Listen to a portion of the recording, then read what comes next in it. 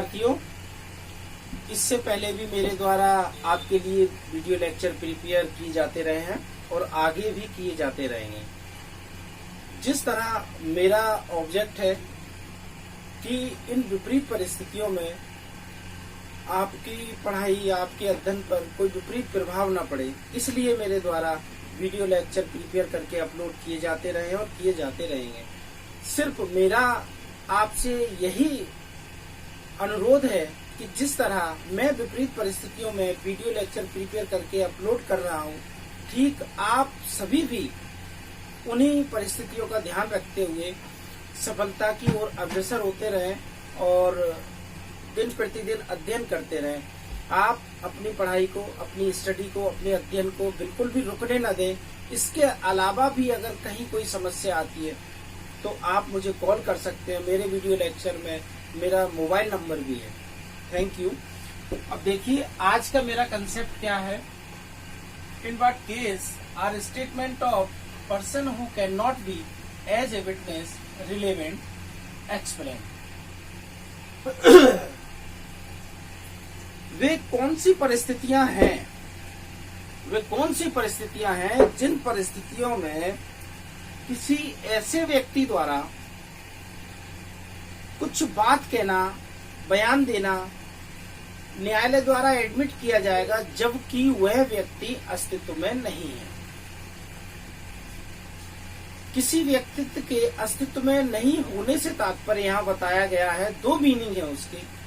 एक, जब किसी व्यक्ति ने, जब वह अस्तित्व में था तब कोई अगर बयान दिया है और बयान देने के बाद उसने कुछ कथन करने के बाद अगर वह व्यक्ति गुमशुदा है, ढूंढने से नहीं मिल रहा है, सर्च करने से उसके बारे में कोई पता नहीं चल रहा है, तब या फिर मान लीजिए उस व्यक्ति की मृत्यु हो गई है। कहने का तात्पर्य है कि जब वह व्यक्ति सर्च करने पर मिलता नहीं है, गुमशुदा हो गया है या उस व्यक्ति की मृत्यु हो गई है, ऐसी स्थिति में न्यायालय उसके द्वारा किए हुए कथनों को कब और किन परिस्थितियों में एडमिट करेगा, इस संबंध में आज का मेरा कंसेप्ट है। देखिए वे कौन सी परिस्थितियां होंगी। वे परिस्थितियां ये होंगी, 1 से लेकर 6 तक मैंने यहाँ 6 परिस्थितियां बताई हैं। इन परिस्थितियों में जब एक व्यक्ति पूर्व में कथन करने के बाद अगर गुमशुदा हो जाता है या डेथ हो जाती है तो उनके कथनों को न्यायालय एडमिट करेगा। Number first, when a death, उसकी मृत्यु होने पर। Made in course of business, 1 by 1 करके हम समझ लेते हैं। व्हेन ए डेथ, वह व्यक्ति, जिस व्यक्ति ने कुछ समय पहले अगर कोई कथन किया है और कथन करने के बाद सडनली उसकी मौत हो जाती है, मृत्यु हो जाती है, डेथ हो जाती है, तो ऐसी कंडीशन में उसके द्वारा किए हुए कथनों को न्यायालय साक्ष्य में यानी विटनेस में ले लेगा और एविडेंस में उन्हें काउंट करते हुए उसके कथन को सत्य व सही माना जाएगा। जैसे कि इसके पहले भी मैंने आपके वीडियो लेक्चर में बताया है, जिसमें मैंने बताया था according to section 32 in evidence act 1872। Second, made in course of business, व्यापार के किसी अनुक्रम में जब किसी व्यक्ति ने पूर्व में कोई कथन किया हो तो उस कथन को व्यापार के अनुक्रम में सत्य व सही माना जाएगा। हो सकता है विद्यार्थियों आपको मेरी ये बात समझ में ना आई हो, मैं एक उदाहरण देकर समझा देता हूँ। व्यापार के अनुक्रम में तात्पर्य से यह अर्थ निकाला जाता है कि मान लीजिए कोई व्यक्ति किसी के यहाँ जॉब करता है, नौकरी करता है और उस नौकरी के दौरान दैनिक कार्यों को कई तरह से किया जाता है। मान लीजिए उसके द्वारा कुछ लेख लिखे जाते हैं, अकाउंट लिखा जाता है, तो उसमें उसने जो बातें कही गई हैं वो बातें सच मानी जाएंगी। फिर वो ऐसा व्यक्ति अस्तित्व में हो चाहे ना हो, वो गुमशुदा हो गया हो या उसकी डेथ हो गई हो, उसके द्वारा वह बात जो उसने लिखतम में लिखी है या व्यापार के अनुक्रम में किसी को चिट्ठी भेजी है या कुछ भी कार्य किया है, वो सत्य मानी जाएगी। Third, against to interest maker, कभी कभी कुछ उल्टा भी हो जाता है। जैसे मान लीजिए किसी व्यक्ति ने कोई कार्य किया और ऐसा कार्य करने के बाद अगर वह व्यक्ति मिलता नहीं है, गुमशुदा है, या मान लीजिए उसकी डेथ हो जाती है, तो ऐसी कंडीशन में भी उसके द्वारा किए हुए कार्य अगर उसके भी खिलाफ हैं, उसी के अगेंस्ट जाते हैं, तो उन कार्यों को उसके अगेंस्ट माना जाएगा। Opinion for customs.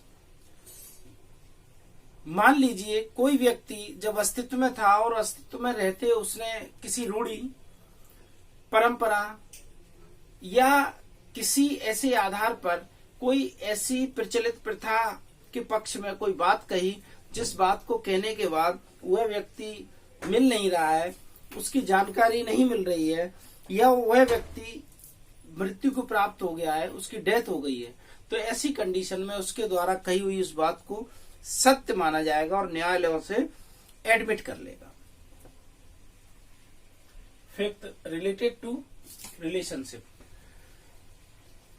जब किसी व्यक्ति द्वारा कोई बात रिश्तेदारी के संबंध में, रिश्तों के संबंध में कही गई हो, और ऐसे रिश्ते मान लीजिए रक्त से संबंधित हो, विवाह से संबंधित हो, दत्तक से संबंधित हो, यानी जब वह व्यक्ति किसी रिश्ते में अहम पात्र हुआ करता था, कोई अहम भूमिका निभाया करता था, ऐसी स्थिति में अगर उसके द्वारा कोई बात कही गई है और बात कहने के बाद वह व्यक्ति गुमशुदा है या उसकी मृत्यु हो गई है, तो वह बात सत्य व सही मानी जाएगी। Next, related to family matter. जब कोई बात किसी व्यक्ति ने परिवार के संबंध में कही हो और वह व्यक्ति उस परिवार का एक अभिन्न अंग हो, उस परिवार का सदस्य हो, तो सदस्य होने के नाते उसकी बात को बिल्कुल सही माना जाएगा। तो विद्यार्थियों, कहने का तात्पर्य यह है कि बयान केवल वही नहीं होता, साक्ष्य केवल वही नहीं होता जो न्यायालय में उपस्थित होकर दिया जाए।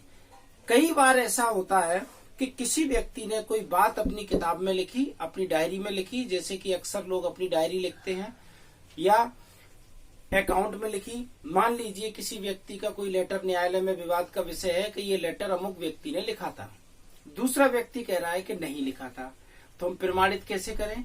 तो प्रमाणित करने के लिए उसकी हैंड राइटिंग में कुछ लिखता होना हमारे पास जरूरी है।